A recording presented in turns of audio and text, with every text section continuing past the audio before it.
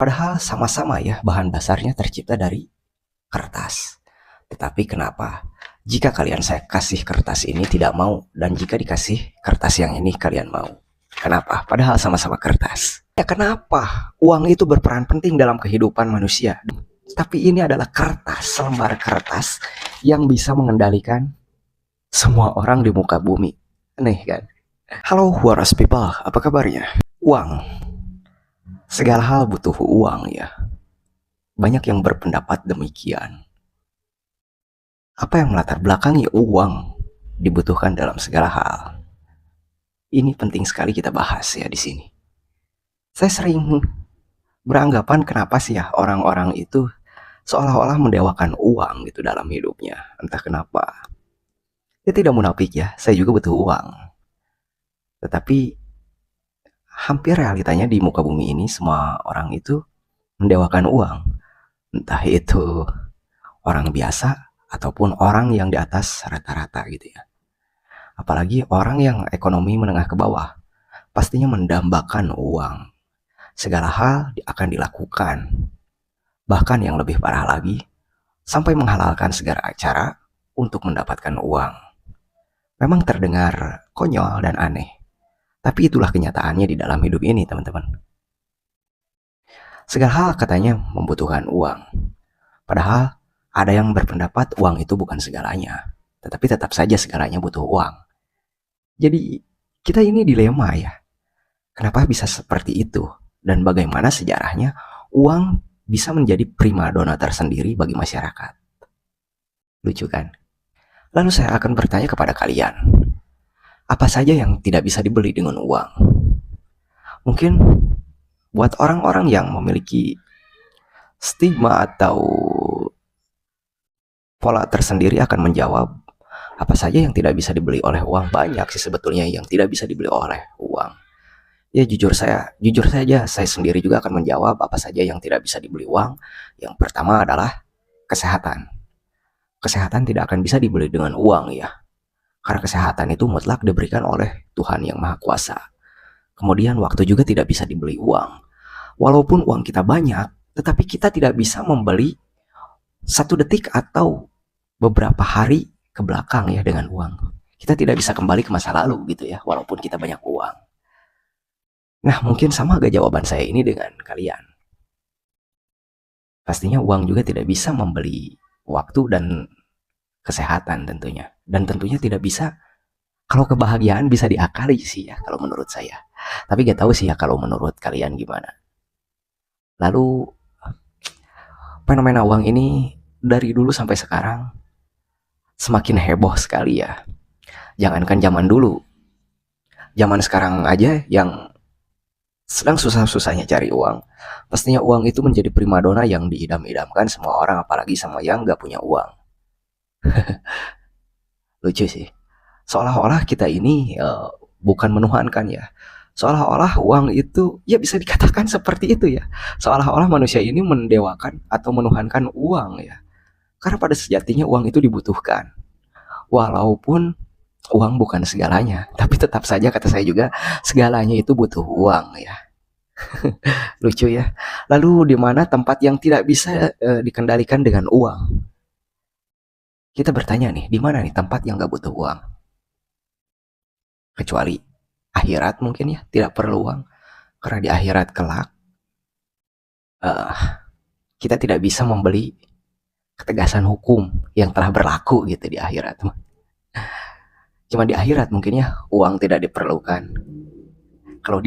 Kalau di dunia yang penuh hingar-bingar seperti ini, uang pastinya bisa mengendalikan kita semua. Bisa mengendalikan tatanan ekonomi jelas, bisa mengendalikan orang, bisa membeli apapun juga gitu ya dengan uang kalau di dunia ini mah. Sampai bisa membuat permusuhan juga ya. Lucu kan kalau uang ini. Kita membahas uang ya. Karena pada sejatinya saya juga membuat konten seperti ini tuh karena uang ya. Gara-gara uang saya juga seperti ini. Saya sempat ngedrop gitu, mikirin besok makan apa. Karena apa? Karena uang itu juga. Kesehatan saya ngedrop gara-gara mikirin uang gitu. Bukan hal yang lain. Sungguh naif sekali ya hidup kita ini. Lucu kan? Aduh, lalu teman-teman kapan sih segala hal tidak bisa memerlukan uang? Ya kita semuanya perlu uang ya, bahkan mau sesudah meninggal juga kita memerlukan uang loh teman-teman. Gimana gak memerlukan uang? Biaya pemakaman juga kita kan harus bayar. Itu dari mana kan? Bayar tenaga. Pastinya dari uang kan, kita bayar penggali kubur, terus yang anterin, terus segala macam. Pastinya pakai uang ya.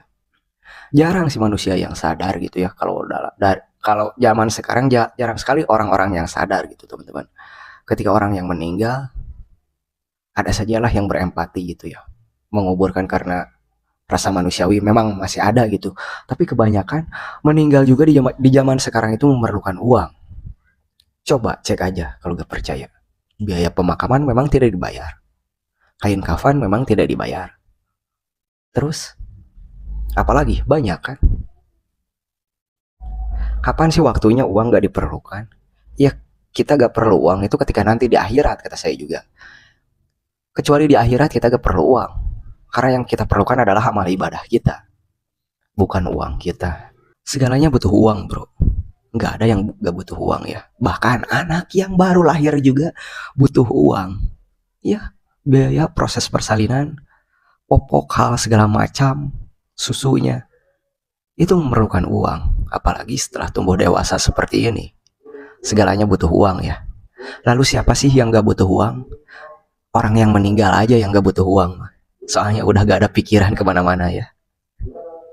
Jadi kita harus meninggal dulu, baru kita gak butuh uang. Kecuali ahli warisnya masih membutuhkan uang untuk biaya pemakaman kita nanti. Lucu kan? Uang bisa mengendalikan segala hal ya. Konyol sekali. Lalu saya mau bertanya kepada kalian, bagaimana cara uang mengendalikan segala hal? Iya, uang bisa mengendalikan segala hal. Uang itu bisa mengontrol kita, bisa mengontrol kehidupan kita sebagai manusia yang ada di muka bumi ini. Terkecuali orang-orang yang punya uang, mereka yang akan mengendalikan kita yang gak punya uang. Aneh kan? Jadi seolah-olah uang itu menjadi sebuah senjata ya, menjadi sebuah senjata yang nyata gitu untuk mengendalikan atau mengontrol orang lain gitu, mengontrol organisasi, mengontrol segala macam. Itulah fungsi uang. Bisa mengontrol yang tadinya baik menjadi jahat, bisa tuh uang. Parah kan? Kenapa harus uang? Apakah ini ada kaitannya dengan sihir uang? Ya mungkin ini yang dikatakan dengan sihir uang ya.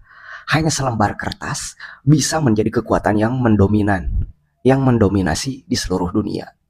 Selembar kertas padahal aneh kan?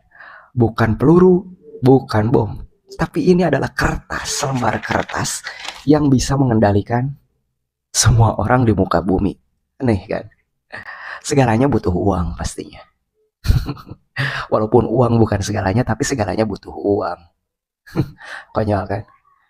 Lalu saya akan bertanya, kenapa uang itu berperan penting dalam kehidupan manusia di muka bumi ini? Kenapa? Ayo coba jawab. Kenapa uang bisa menjadi peran penting gitu dalam kehidupan, apalagi ekonomi dunia gitu ya? Uang itu kenapa bisa berkuasa? Padahal ya itu benda mati, hanya selembaran kertas yang apabila dileburkan juga akan lebur gitu. Aneh ya, kenapa bisa mendominasi seperti itu? Kita ilustrasikan dengan uang yang saya punya ini nih di dompet. Kita ilustrasikan uang saya ini. Ini selembar uang Rp50.000. Kita lihat, kita analogikan. Dan ini adalah selembar kertas biasa tanpa nilai dan angka ya. Padahal sama-sama ya, bahan dasarnya tercipta dari kertas. Tetapi kenapa jika kalian saya kasih kertas ini tidak mau, dan jika dikasih kertas yang ini kalian mau?